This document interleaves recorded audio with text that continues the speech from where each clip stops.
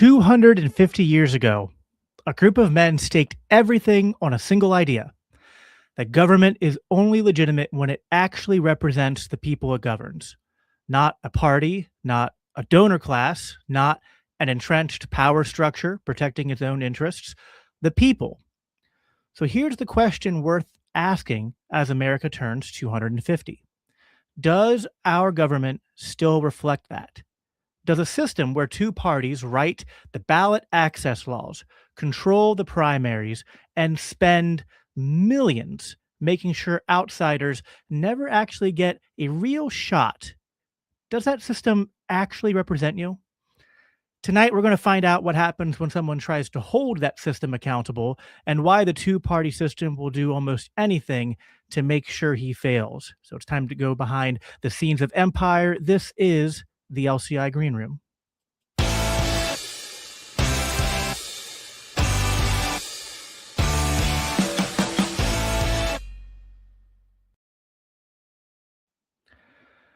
Welcome in, everybody. I'm glad you are here tonight. I am Jacob Winograd. I am the host of the Biblical Anarchy podcast here at the Libertarian Christian Institute, part of our Christians for Liberty network. And this is our live show, the LCI Green Room, where Christians, such as myself, sit down to talk with interesting guests or have panels or debates, but all aimed at taking liberty and things going around in the world today seriously and having conversations that maybe the mainstream political world would rather not have or rather you not listen to. If you're watching live, drop a hello in the chat. Let us know where you're tuning in from. We love to see you here.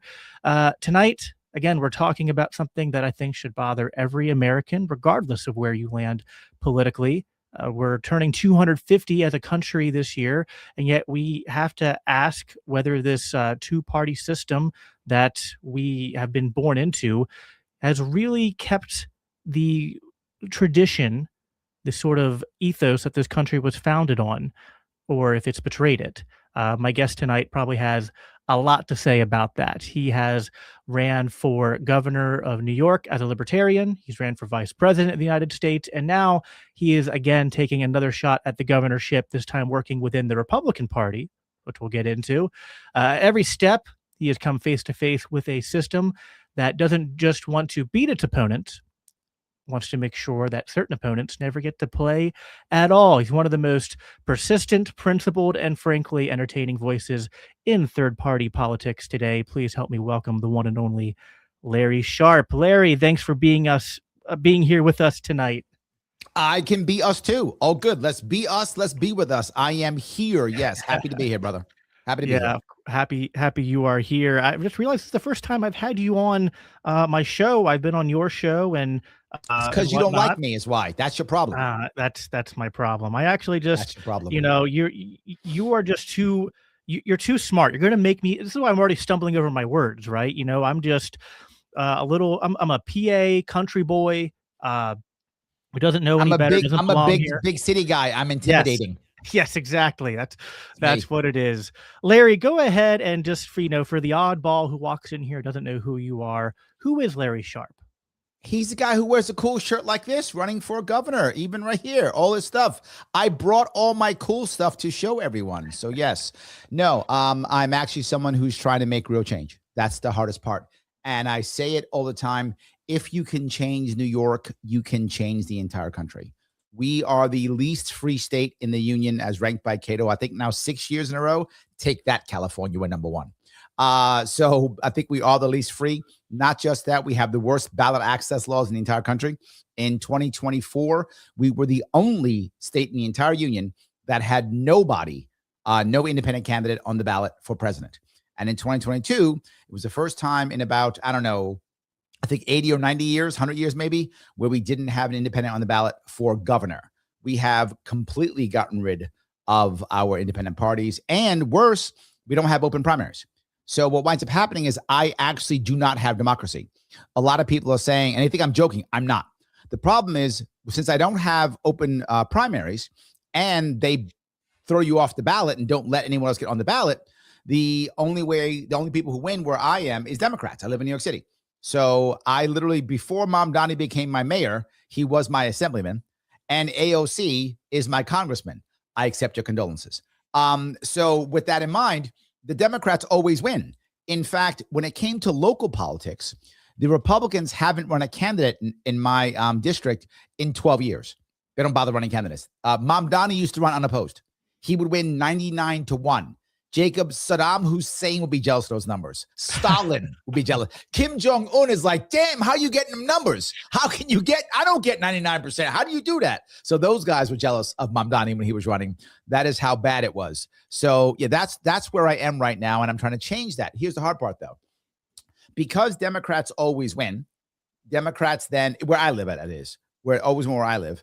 And because I can't vote in primary, I cannot vote for anyone locally. It doesn't matter who I vote for, right? Because it's irrelevant. But that's not only true in my city, that's also true statewide.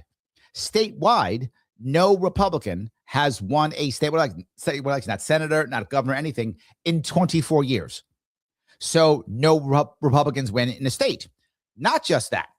We haven't had a Republican win my state at the federal level in decades also. So at the city level, the state level, and the federal level, I just have to hope I have a good king. Yeah, I remember when I was in New York last year, we attended, Doug Stewart and I, he's our content director here at LCI. We attended a Soho Forum debate, and we were there walking around the city, and we noticed that they're just on all these different corners and whatnot, there'd just be these giant walled off sections along the sidewalk where just giant piles of trash were. And so we made this little like man on the street reel on YouTube. It's just like, without the government, who would take your trash and pile it on the streets for you, right? It's like gosh, like if I wasn't paying money to the government, then I'd have to go and throw my own trash on the street. I mean, exactly. and put it I in agree. piles. Who would find me for not for teaching my kid what I want to teach my kid in my own home? Who would find me for that if it wasn't for government? Right? Who would shut down a store that the people in a local community want to have, but doesn't have a license or whatever the case? Who would find me for that? Who would find me? There was a time across New York City where all the bodegas on the corner had to pull down all their signs. They couldn't have any signs. And you say, why wouldn't they have any signs? Because they made changes to the law randomly, because they always do that in the building codes. So now they had to change all the signs. Well, they couldn't afford the new signs. But if they had the old sign up, then that was a fine. So they all just pulled signs down. So who would make sure no one knows where your bodega is if it isn't for the government? Absolutely crazy. Larry, you've been doing this for a while, longer than me. But when you got in, let me know, like, did you come in with optimism? And then did your experience crush that? Or did you go in kind of knowing that you were going to be screwed? Like, when did you realize, was it before or after you started getting involved in politics, that the system wasn't going to give you a fair shot? Two things. Most people come to libertarianism through like someone like they read Mises or they, Ron Paul or something like that. Most came that way. I actually didn't. I was just a rebel in general. I was a guy who voted for Ross Perot and Ralph Nader, and I couldn't have told you any of their policies. I could not have told you one policy. I was just like, they're not the big guys, so they're good. That's as far as my politics went. I didn't even know what party they were part of. I didn't care. I just voted for those guys. Then came Obama. And I was like, okay, now we're ready. This is the guy. Yeah, I know you're laughing. I bought the lie. I did. I bought it. I was like, this is the guy.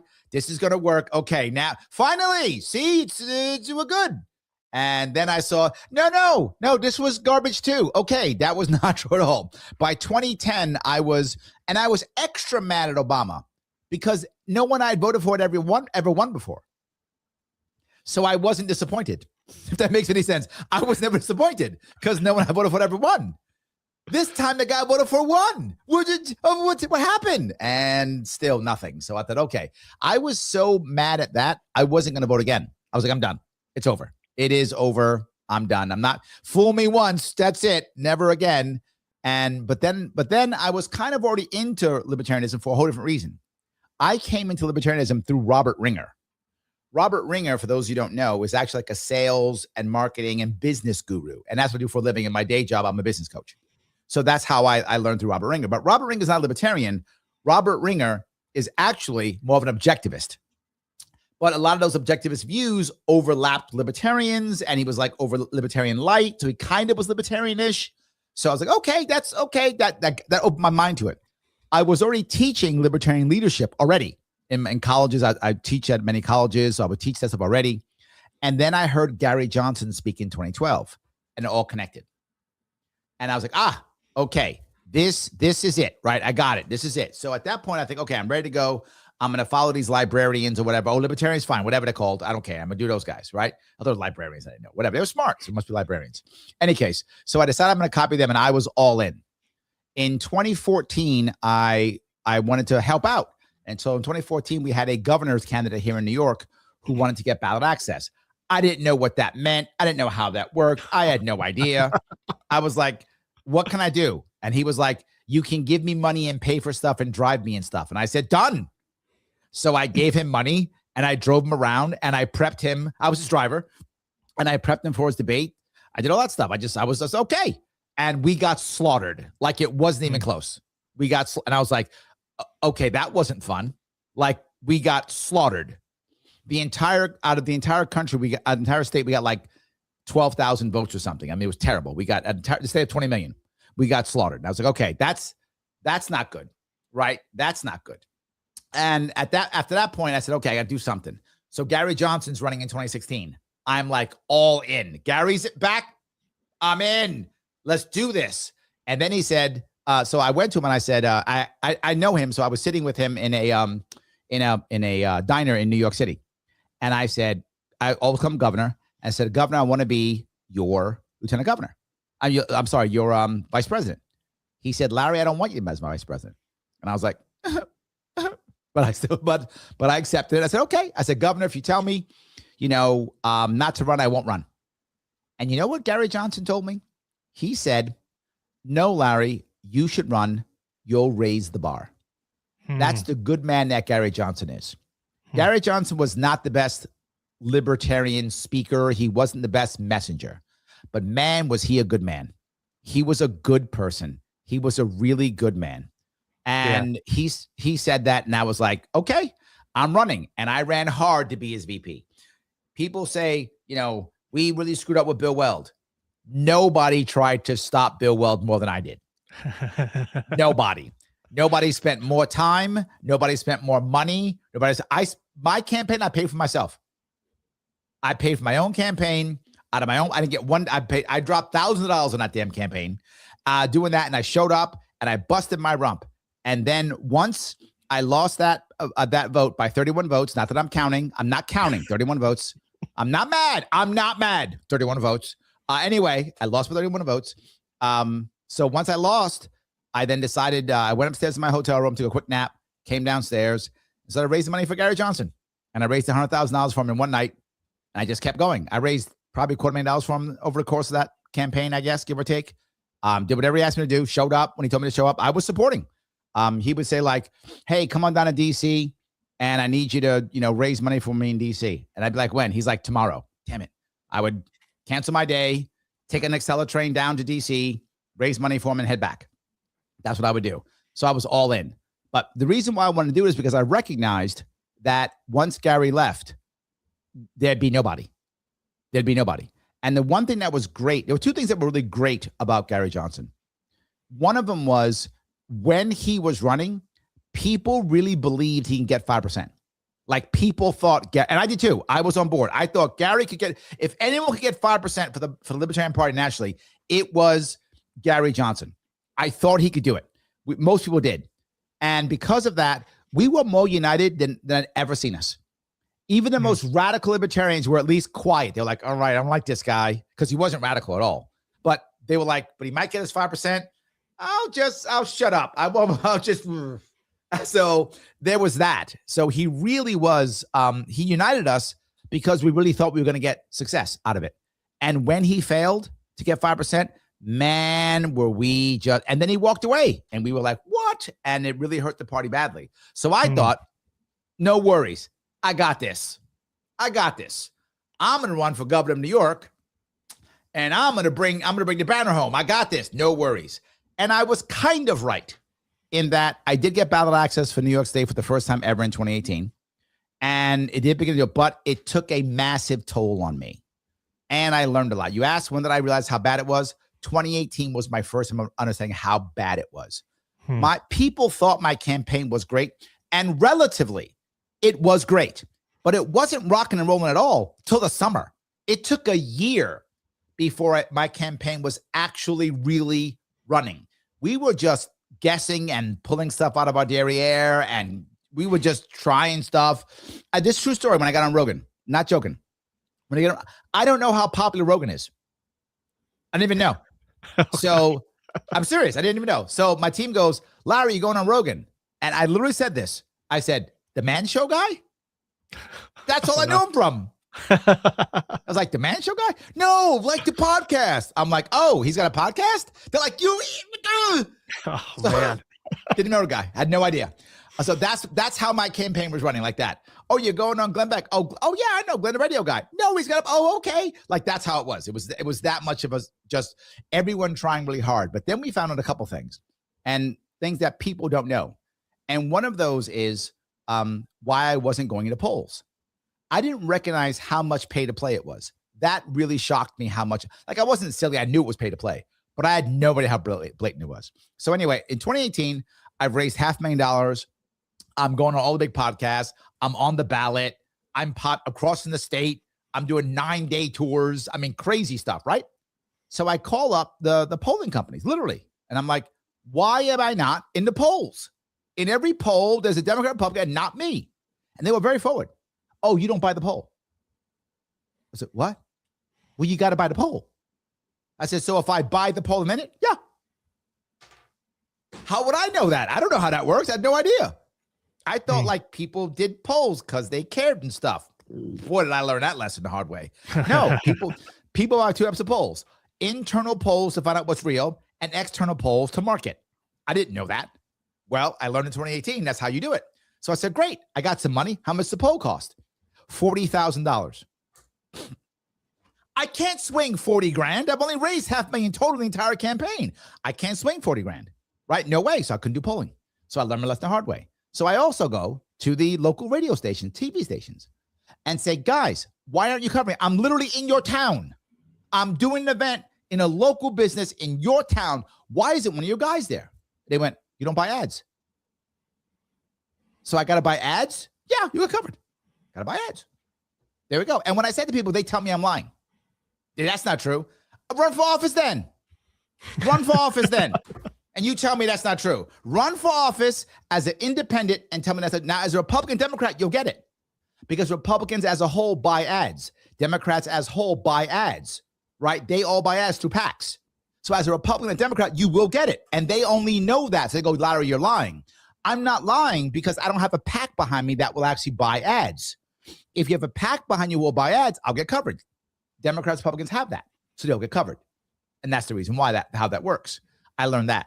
So then it got worse. So now I'm pissed off because of 2018. So I said, you know what? I'm going to run again. So the problem is it took a toll on me. I was $100,000 in debt at the end of that race, and I was mentally and physically broken.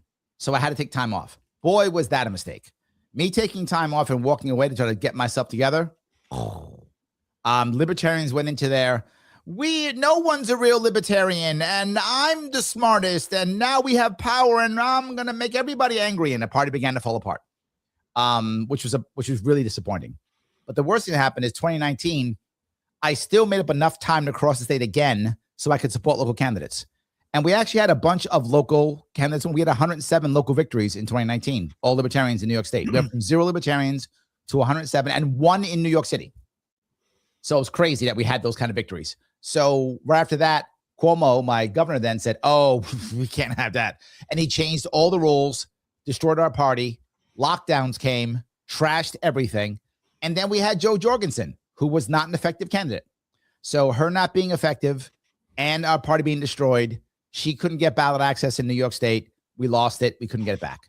So 2022, I say, all right, that's it. I'm back in action.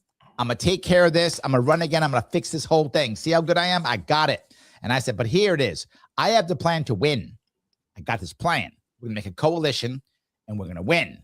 And so I go to all these coalition guys and I go, okay, will you back me? Yes. Will you back me? Yes. Larry, it's a good idea. You'll back me? Yes. They all say yes. So I start going forward, pushing it, raising money for this massive coalition, talking to people, setting up PACs, the whole deal, ready to go for this great coalition. And they all stabbed me in the back. Every one of them.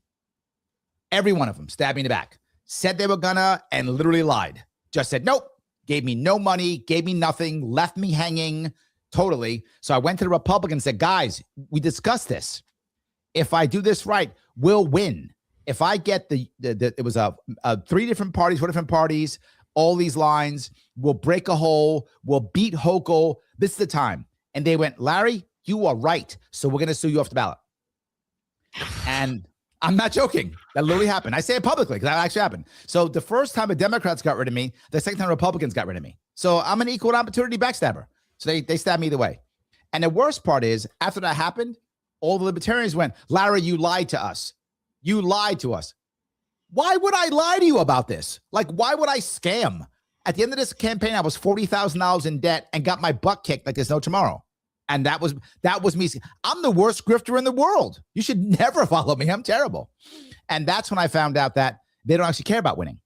They care about staying in power, whatever local groups they have. They want their local jobs, patronage. That's what they care about. Actually changing the state, that's unimportant. Not just that. The Republicans in my state, the Republican leadership in my state, I should say, not the Republicans, the leadership itself, they don't want to be in charge because then they're responsible. And my state's a disaster. And they do not want that responsibility at all. There's something to just kind of perpetually being the loser and being like, well, it's not our fault this place sucks, but we can complain Correct. about it. So, yes. Yeah. So that's when I really recognized how bad it was. Excuse me. So that was a very long way of answering your question. I hope I answered it at least. Well, no, you did. And you kind of answered my second question, although I should have changed the second question. But the second question was going to be, what tactics did the two-party system use to keep you off the ballot or to fight you? I think the better question would be, what tactics did they not use? I mean, correct. Yes. I was waiting for you to say, and then they threw a kitchen sink at me, and I wouldn't have blinked. That's correct. Yes. They keep doing it. They're still doing it now. In fact, to give you what they did now, I then said, okay, you've wrecked my party. You've made it so that I cannot get on the ballot at all. You've made sure I can't do it. And to be very clear, the rules that they put together in 2022, Lee Zeldin, who was the Republican nominee and a sitting congressman at the time, he couldn't get on the ballot, the independent line. I'm not joking. The Republican nominee, and he was a sitting congressman, he could not get on the ballot at this point. So I said, it's impossible. You made it impossible. Oh, great. I'm running as Republican. And when they found that out, I'm not joking. When they found that out, they changed all the rules. They're like, oh, Larry is running. Okay. They moved, again, I'm not making this up. They moved the Republican convention up a month to give me less time, which then changes the petitioning. Right. Which then puts it into the winter. Last weekend, I couldn't petition because it's literally a snowstorm here. So they made sure that would happen. Not just that, I wish I was joking. They made a new rule, which, again, never existed before. You have to have lieutenant governor on your ticket at that point. That was never, they made that rule up. So they said that'll get rid of him. And then when they did the Republican convention, there was no space for a nomination except the one they had. They made a coronation. Wait, are you sure, Larry? I thought the Republican Party was the party of free markets and competition. You're saying they're not for competition? What I'm saying is they decided to create the Kamala Harris of the New York State GOP. That's what I'm telling you. Yes. Oh, they literally coordinated their person with no primary. Correct. That's how they did it. So, yeah. See, Kamala Harris is good when it's my Kamala Harris. Right. But when it's your Kamala Harris, it's a bad one. Well, just like correct. War with Iran is great when our president does it, not when your president says he's going to do it. You know, that's absolutely that's the way it goes. We did get a super chat. I'll read quick from Philip Vecchio. Larry Sharpe, Hope and Change, New York. Yes. Get your new campaign slogan. Well, here, I'll give you another good example of this, right? In 2008, a very charismatic young Democrat won the presidency, a guy by the name of Barack Obama. So the GOP said, okay, all right, we got to beat this young charismatic Democrat. I know what we'll do. Mitt Romney. That'll work. I'm not joking. They literally did that. So now here in New York, we just had this last year, a young charismatic Democrat Gabby Mamdani just win mayor of New York. So the Republicans said, good, we got this. We're going to use Mitt Romney Jr., guy named Bruce Blakeman. They both did exactly the same thing. Just obviously surrendering, obviously giving up. It's embarrassing. I mean, there's so many angles that I could go with this question, but when I think people know that there's a problem with money in politics, but they don't know it. They haven't actually been in it like you have been in it to see just how, even you said, you were like, oh, I know it's pay to play, but I didn't know to the extent to which it was pay to play.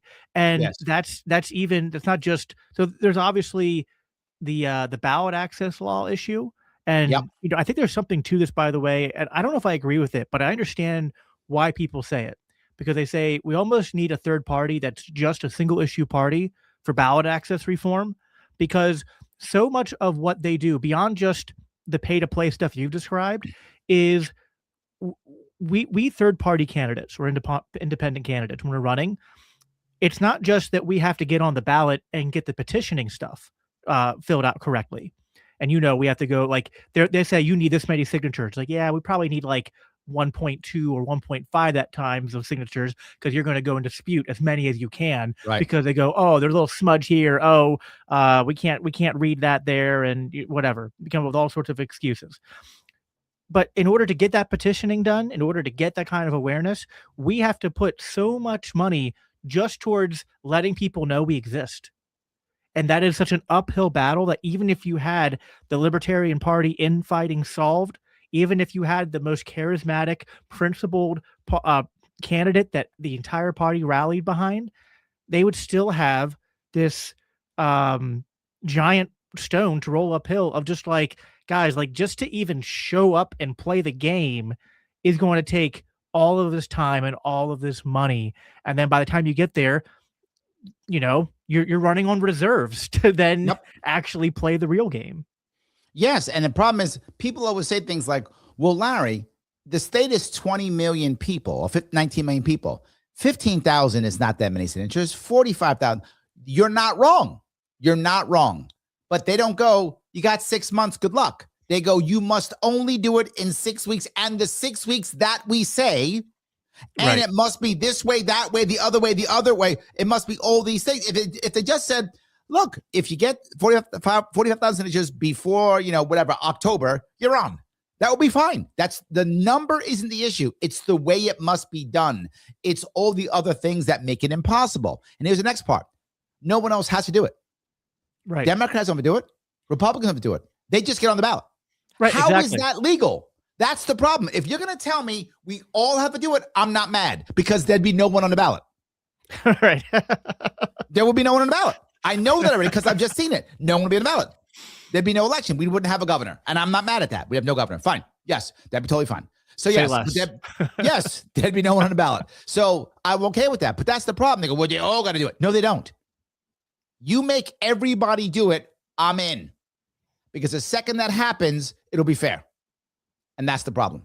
Well, all animals are equal, Larry, but some more equal than others, right? True. So, I mean, we live in a constitutional republic, and we have, consent of the governed because they're represented. But by represented, we mean they're represented by the people we choose that they can pick from to be represented by. Not even that thing that they stuck in there, because we allow gerrymandering, because we allow party politics, and we allow gerrymandering. I don't have democracy. This concept, I'm not exaggerating when I say that. It's theater. It's theater. I know democracy. I don't have it. And it was, what the worst part is? The biggest disappointment that I had is I used to believe in the justice system. I used to. And even when I didn't believe in it, there was still a part of me that just wanted to believe there was still something good in it. I just didn't want to accept it. I didn't want to, but oh my God, it's garbage. Our judges in my state are just garbage. And they use the law not as a way of justice or saving. They use it as a crutch, as an excuse to bad. Here's what I know. And this is, I got this from Gary Johnson. Gary Johnson told me this. He said, he would ask this question of judges when he was a governor of New Mexico. He goes, the legislature passes a law, that says if you're convicted of graffiti and you're 16 years or older, mandatory death sentence. You're now a judge, and a kid comes up to you into your courtroom. The jury convicts him. He's 16 of graffiti. Your job now is mandatory death sentence. What do you do?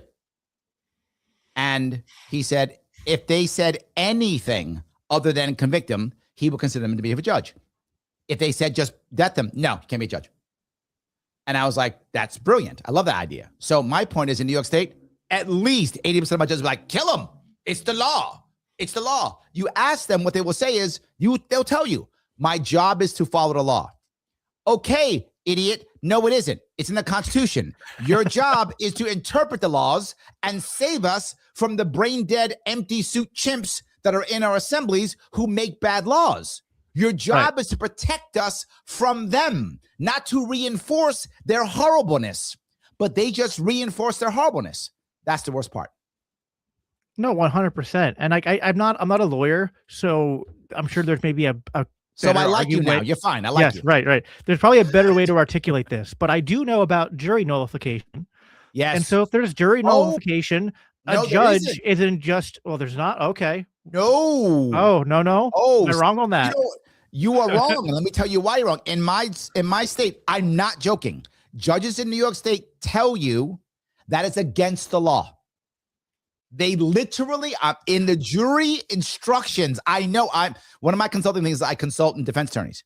They literally say, no, you must convict. Doesn't matter if you agree with the law or not. They literally tell you that, and there's no defense. I had a judge in the case of Dexter Taylor. Let's call him Dexter Taylor, where it was a Second Amendment issue. The judge literally said, don't bring the Second Amendment in my courtroom. And her punishment was nothing. Yes, my judges are terrible. So in New York State, jury nullification does not exist. If you bring it up, they throw you off the jury. And then the judge tells you, literally the judge tells the jury in a jury instruction, there is no such thing as jury nullification. You may not do that. Tells you to your face. But Larry, when I am governor, I will literally put that in one of my addresses. Never a judge saying that is lying to you. Ignore that judge. I mean, what do you?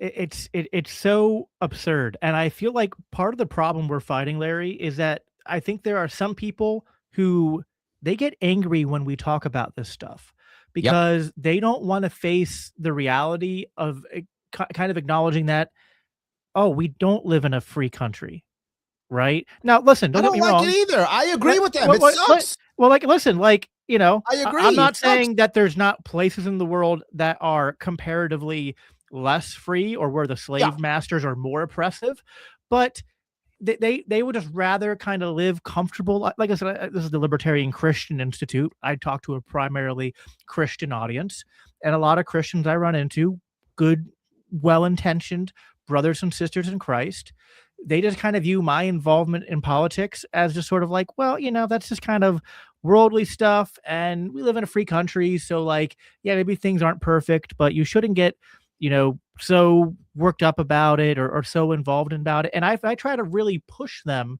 on showing them why hold on. Until your taxpayer dollars in New York State are paying for women's abortions. Oh, right. Exactly. Right. Yeah, that's a huge thing. Or, I mean, the whole rabbit trail could go on that. I mean, but yeah, 100%. And if you want to push them on this and get them to look at just how corrupt the thing is, there's something in them that they're kind of faced with this choice. I think if you're an ethical person, if you believe in right and wrong, objective good and evil, and you're confronted with the realities we're talking about, your options are either to be compelled to speak out and take action, or put your head in the mud, pretend it doesn't exist. And it's a lot easier to put your head in the mud and pretend it doesn't exist. Until they don't allow you to teach your kid what you want to teach your kid in my state, and they force your kid into a school. Oh, but then the problem there is then instead of getting involved in sort of saying, well, this system is corrupt and we need to fundamentally change it, they go, ooh, this really not articulate, this very loud person is getting up there and saying, yeah, that thing you care about, that's a problem. Put me in charge and I'll solve all your problems. Right. Right. And that's Yes. the issue, is that even when some people start to realize, oh, there's real issues at play here that I don't like, my children are being indoctrinated into things that I don't want them to be, and my rights as a parent are being infringed upon. Yep. The solution to that isn't automatic, it should be intuitively less government, but instead they think, well, no, more government's fine. It's just we need the right person in charge of the more It's the government. right government. That'll do it. Right. Exactly right. Yes. Just one more gulag, and then we'll have that utopia I've been telling you about, Jacob. Just one more gulag. Okay, maybe two more gulags, but that's it. Then we have utopia. That's all we need. So yes, 100%. Or when my state decides that you don't get a religious exemption when it comes to medical, Man, when they take that away. I get worried about that, because even just besides what the law says in individual states or in federal law, there is just the fact that our healthcare system is so federalized, nationalized at this point. Even if it's not on paper, it basically is. It is. And doctors will, I mean, because my family, for religious reasons and other reasons, we opt out of, I'll just say, certain things being injected into the bodies of our children. And instead of the doctors sort of like respecting that choice, they decide to, spend 30 minutes of the visit putting tons of propaganda in our face, trying to say, like, if you don't make this decision, then you need to sign this paper that basically says that you're willing to let your child die. And Right. it's just like, Yes. well, so, and that's, so again, And, like, we're, and you're a horrible human being who wants everyone else to die also. well, Don't and forget that part. I've already seen people in my state have CPS called on them because of Yes. their decisions on certain medical practices and whatnot. Yep. So it's getting even, like, to the point where we do home births. We have 5 kids, and we use the same midwife for the last 2, and she's like a more like a classic progressive who actually is skeptical of the government in certain ways. But even in the midst of all the sort of like COVID insanity and whatnot, That used to be a lefty thing. It used to be, Yes. but then, like, she was noticing as a midwife that she does a lot of home births for like the Amish, and she was noticing that the hospitals and whatnot were starting to even crack down on them, and they're supposed to have like the most religious protection out of any community, Correct. in the country. So it's getting more.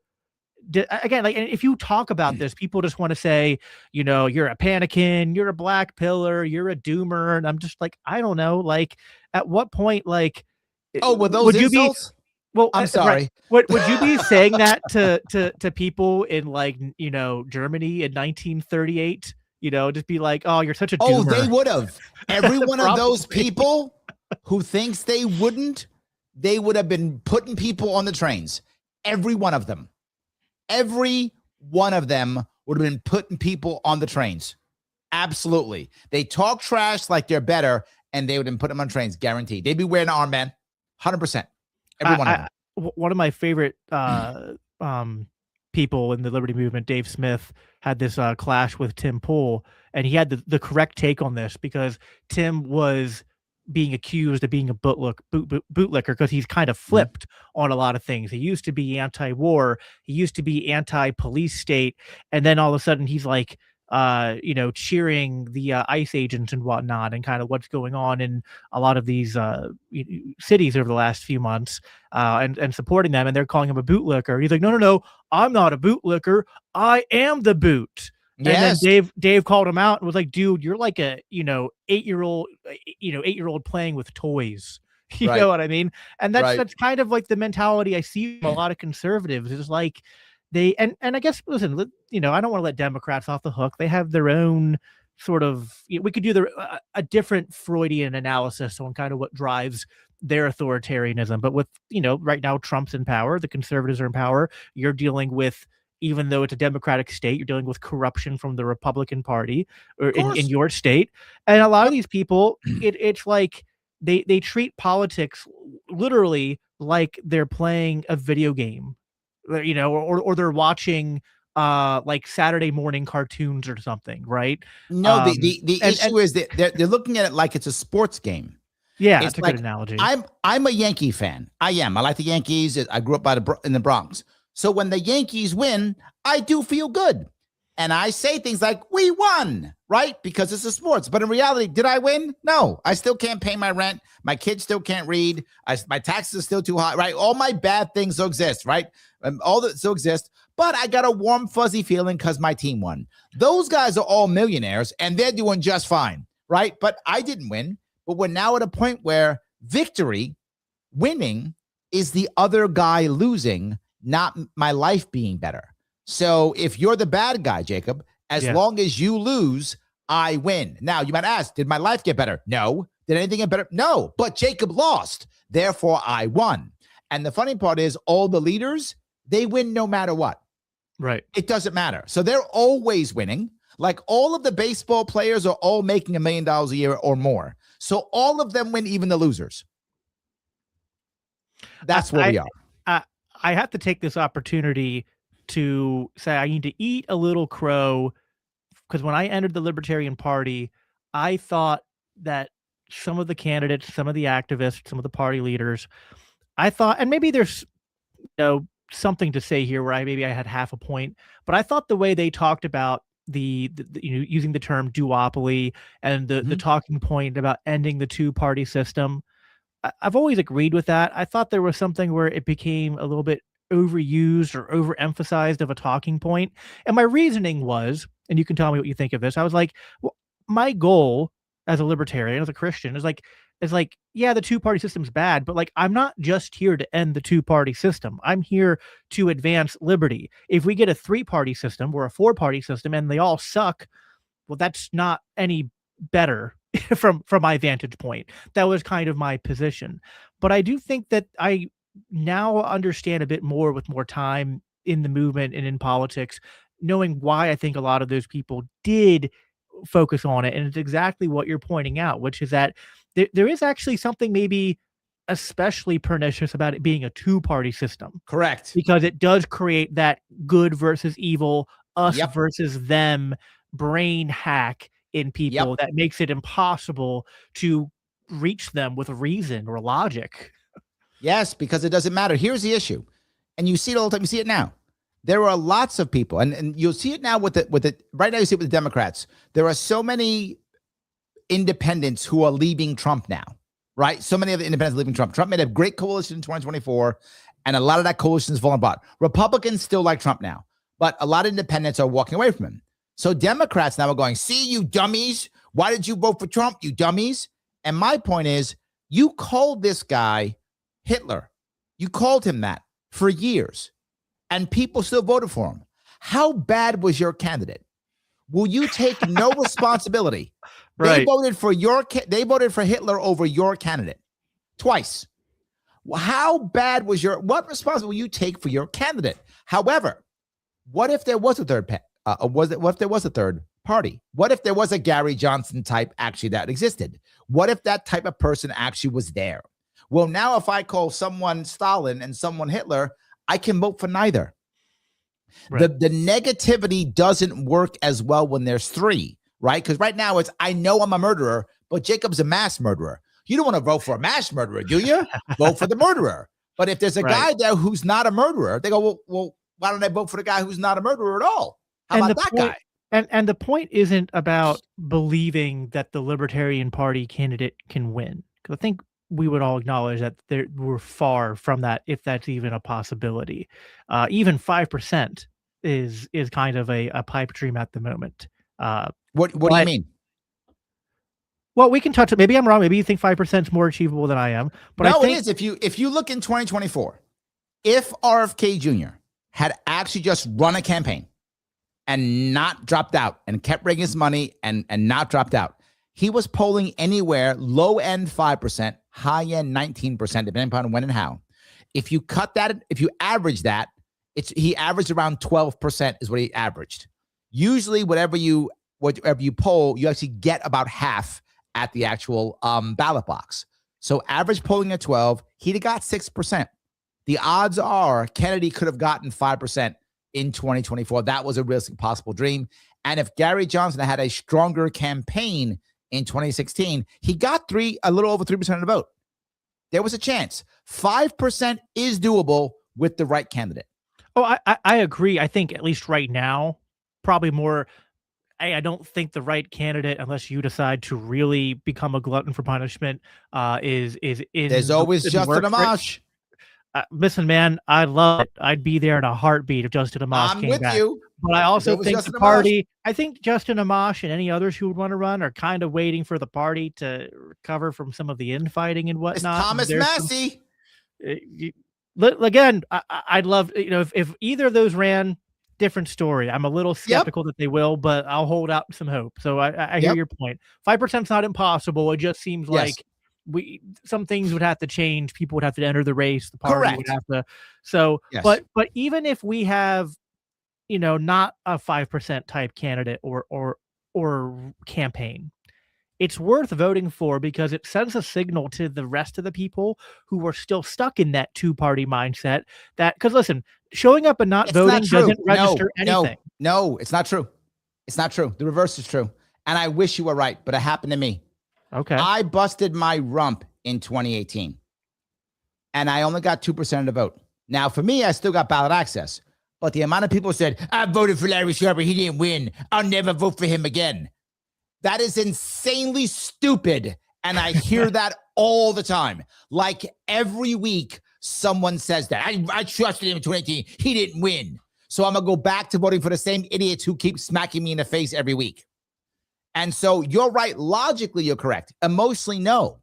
The third party is the bad person no matter what. They have to be perfect. They have to be. And I'll give you another good example of this.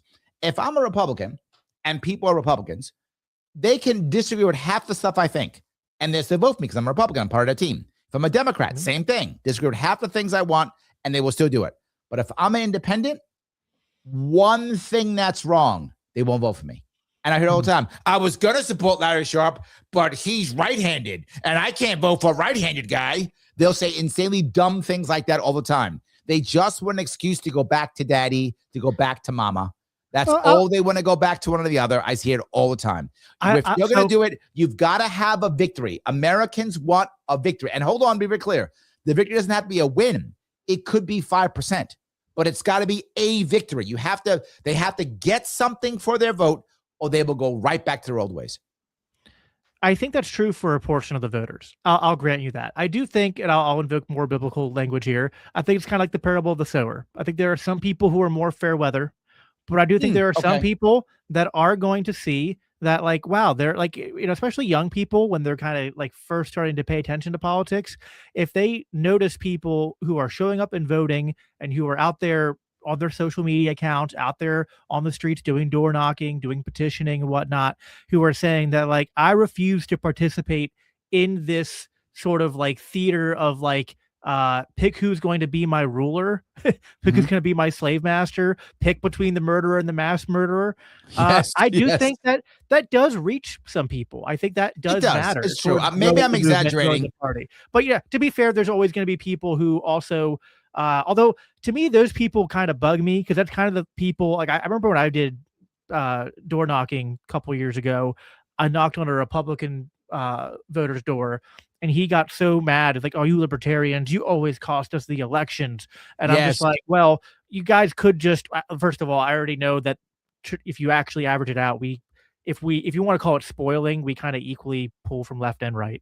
But I was like, listen, if you want to even say whatever, maybe in this county or this state or whatever, we pull more from the Republicans. And like, I don't know, just run a better candidate, like get good. Like how weak is it to be like, it's kind of like this sort of like, you guys suck. You can't get anything done. Also, you make it so that we can't win. Right? Yes. It's wonderful how I'm useless, but also the reason. I'm both. Right. I'm useless, but also the reason. Yeah. But no, I know this. I have data. I already know already. 30% of the people who vote for me are registered Democrats. 30% are registered either non-affiliated or independent, and 40% are Republicans. I'm almost a third. I'm a little bit more Republican, but I'm almost a third of the way through. So yeah, you're totally correct. I already have the data. Yeah, exactly. So here we got a couple super chats I'll read through quick. We got one from and Andrea L 840. I had a Bernie bro tell me socialism would work if we just vote in the right people. I told See him that? we can't vote in the right people now because it's a choice of bad or worse. So that's kind of what we're getting at. I'm a recovering. I was a Bernie bro before I was a libertarian. I don't know how. I think there's a Oh, lot. I understand that completely. Well, there's a untapped market of anti-war, corporate skeptic progressives who could Yep. easily, like I was, be converted to libertarianism if they just kind of are shown the economic side of things. But especially after seeing Bernie get screwed over by the Democratic Party around the Absolutely. same time that Ron Paul and Rand Paul were getting screwed over by the Republican Party, Yep. it's just like, but that's why, I don't know how much this affects you in the New York voter area, but this is why, and I've been guilty of this, and I've been trying to get better. It's so important not to get sucked into the whole culture war nonsense because that's just another tool Yes. of the duopoly to just make it so that Absolutely.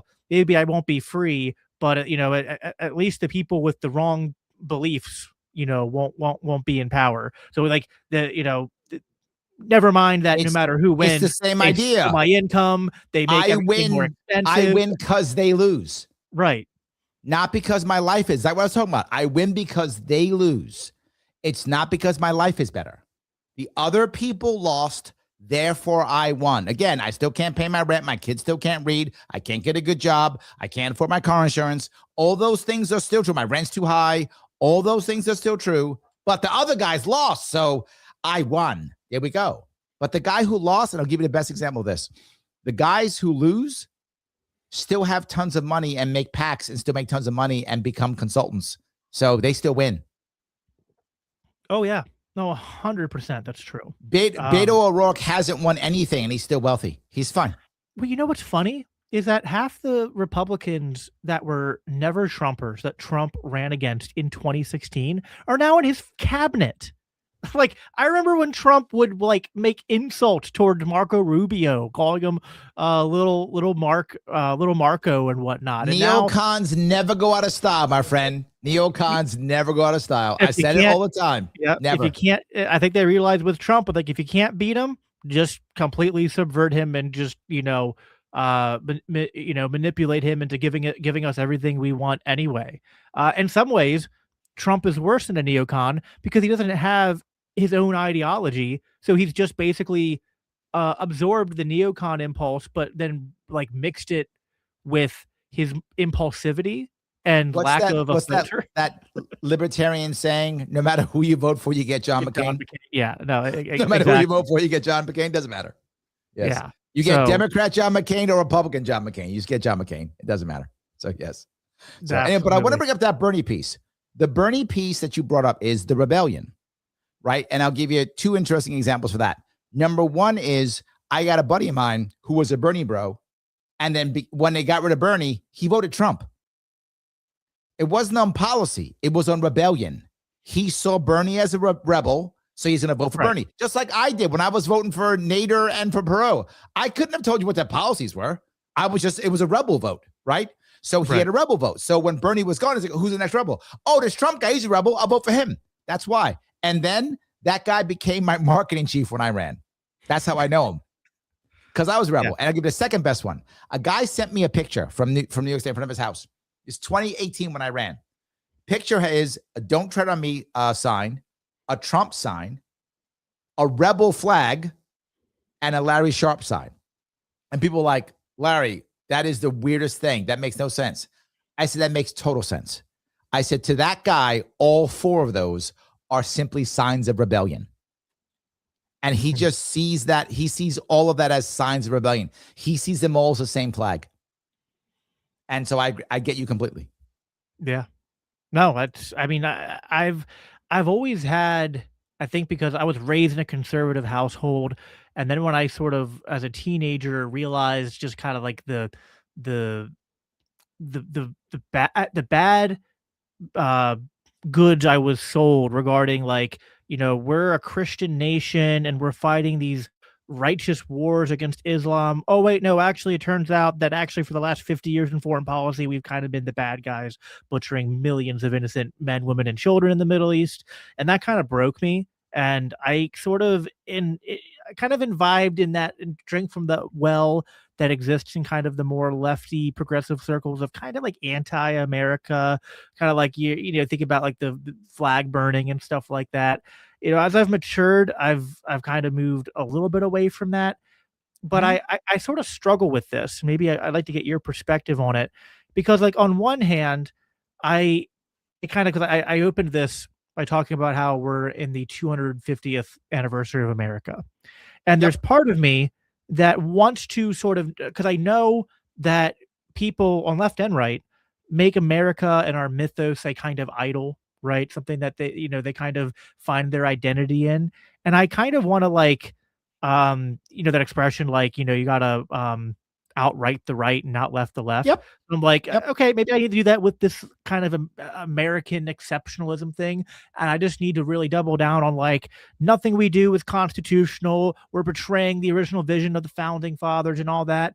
And I guess there's utility to it, but also I don't know, that seems to have not worked with a lot of people. And there's also part of me that's just like, especially on the Christian angle, I'm like, listen, man, like, I guess it doesn't work for for the secular people listening to this, but if there's Christian people who listen to this, I just go, listen, like, what's your allegiance to? Is it to the kingdom of America, to the kingdom of Trump, to the kingdom of the Republican Party, or is it to something higher than that? And uh, I don't know. I get a I'm little gonna give you my 2 cents on this. okay. The number one thing we have to do is fall back to community. I say it all the time. I bring it up all the time. What made America great always wasn't our government, it was our communities. That's what always did. We were able to create communities. The Amish could survive here and be fine, right? Local people in local groups could survive here and be fine. Immigrants could come here and create immigrant enclaves and be fine. Every religious sect, Mormons, once they got out west, could survive, right? So everyone could survive here. The Chinese could survive in communities. Community is the key. If we make local communities, if we push local communities, it won't matter. That's the point. It won't matter. We will want, and we saw it in places like World War I and World War II. Communities sent their young men voluntarily in to fight these wars because they believed in the nation. Why? Because the nation allowed their communities to thrive. The nation protected their communities where in other countries they couldn't. In authoritarian worlds, the first people they attack is always the minorities. In a libertarian world, the minorities are the heroes. They're the ones we protect. They're the ones that matter most. Community is everything. When you add government, you remove community. When you remove community, communities fail. We need more government, and we need more government. I'll give you 2 examples of that. Number one was the lockdowns. We saw it in the lockdowns in New York State. There were so many communities that have been supported by government for so long. When the lockdowns came, they had lost the institutional knowledge to support themselves. They didn't know how. They couldn't function without government anymore. That's problem number one. Problem number two just happened. Mamdani here in New York City, shoveling snow. He started paying people to shovel snow. They might go, wait a minute, is that a bad thing? Yes, it's a bad thing. Why? Because if you live in a city like I do, here's what actually happens. 3 dudes in one building own a car each. What happens? We all get out. I help dude number one shovel his car, dude number two. Then they go do number two's car. Then they all do my car. No one pays anybody. We just shovel out our own cars. It's what we do because we live in the same building. It's what we do. Or we hire some kids to do it if we're older, right? It's what we do, right? Or the kids do it for free because they're our kid. Like it's my son or my daughter who goes and does it. Whatever. We find an answer. We didn't require a government. But now that Mamdani's paid people aren't going to do it anymore. They're going to wait for the money now. Government just came in and wrecked community. And that's the issue. No, I think that's 100% correct. I just wonder to what degree national identity is sort of at least hijacked by government in that way. I think there's a way to kind of rescue a sort of more national idea of national. No. Hold on. You don't need it is my point. You don't need it. If the government's job is to simply protect your community, you will be loyal to that government. That's my point. And another example I'll give you, World War II. Most people don't know this. The largest percentage, ethnic percentage of people in the country is German. I know, me too, as you see my flag behind me. Largest. Over 20% of all Americans have some German blood in them. Largest one. They volunteered to fight Germany in World War I and World War II. Why?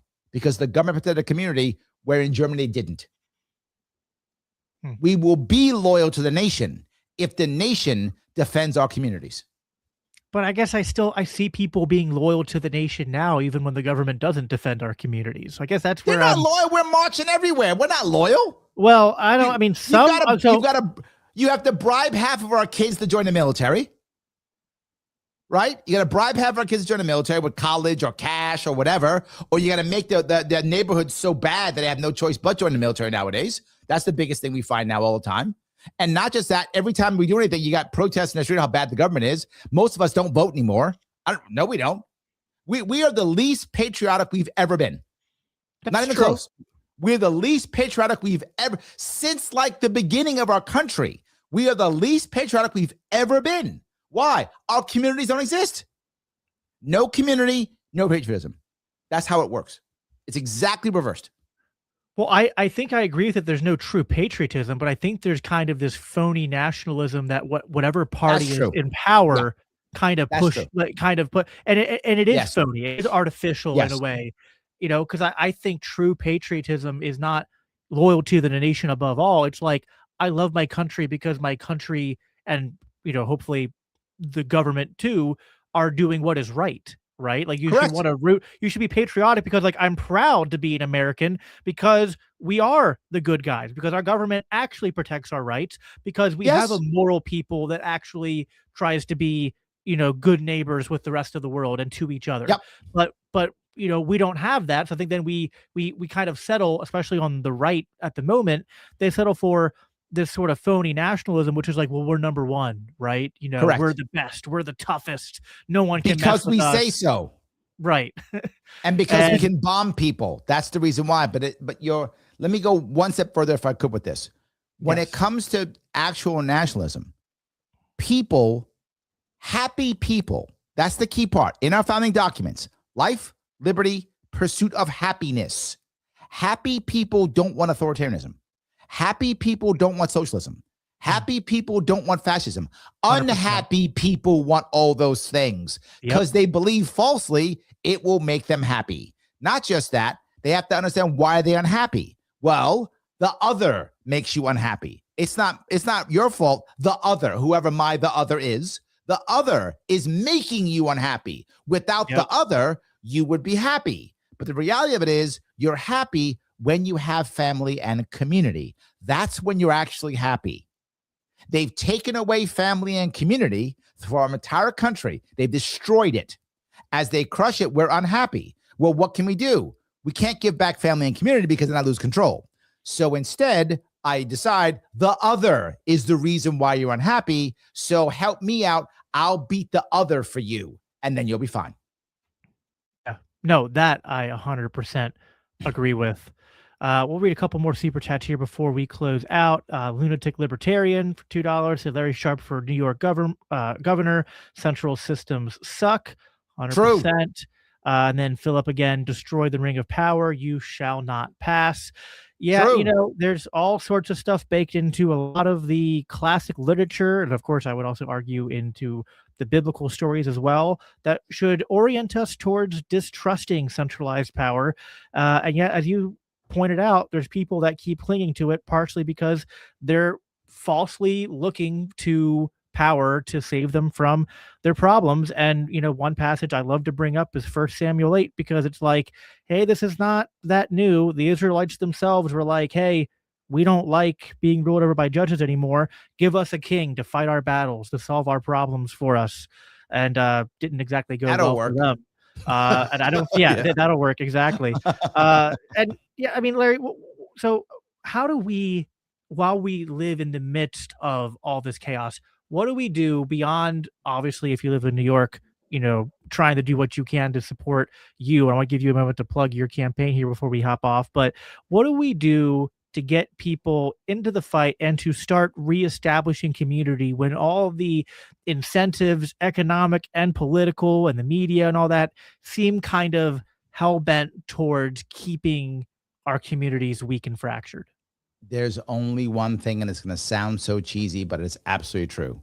And that is we have to give people hope. That's it. We have to give people hope. If people always ask me this question, Larry, when's it going to get so bad that people do things? It's not a thing. People, it can be bad. People just stay. And what that's called is learned helplessness. People in trouble just stay in trouble. They don't move out. Two things have to happen. It has to be bad, and there has to be hope. Those two things have to happen to move people. How do we know this? Just recently, the last two, left and right, successful campaigns across this country were both based upon hope. Barack Obama, literally hope and change, and Donald Trump, make America great again. Both were about hope, left hope versus right hope. But that's what got people out to vote, to do stuff, to care, to make movements. It's got to be some, and second thing, this is a problem that we have in the Libertarian Party. There has to be a face to it. It can't just be an idea. There's got to be a Barack Obama with hope and change or Trump with MAGA. There's got to be a face to it. And the hard part is the face has to be someone who won't go nuts. And the thing that I try to do all the time is I tell people this. People ask me, Larry, are you going to save the world? I go, no, I don't think I can. What can you do? I think I can set it up to be saved. What does that mean? And I said it before and I'll say it again. I will break a hole, but you have to follow me through. If you don't follow me through, we're done. It can be about me breaking the hole. Yes, but it can't be about me doing it all. This movement does not require a savior. This movement requires hundreds and hundreds of heroes. That's what it requires. Hundreds and hundreds of heroes. Someone's got to be in the front line. That's me. I will break a hole. I'll do it. But if you guys don't follow me through, we're finished. Larry, we will follow you through. And where also can we follow you on socials? And if people want to check out your campaign and support you, where can they do that? LarrySharpe.com. Please hook me up, show up, watch my stuff, click that like, click that, all those good things so that people see me. And if you can donate, please, LarrySharpe.com/donate. Awesome. Thank you, Larry, for being here. We'll have to do it again sometime. Thank you, everyone, for listening. Make sure you like this video. Subscribe if you haven't already. Share it so more people can see it. And we'll be back again next Monday. And I always conclude by saying, live at peace, live for Christ. Take care.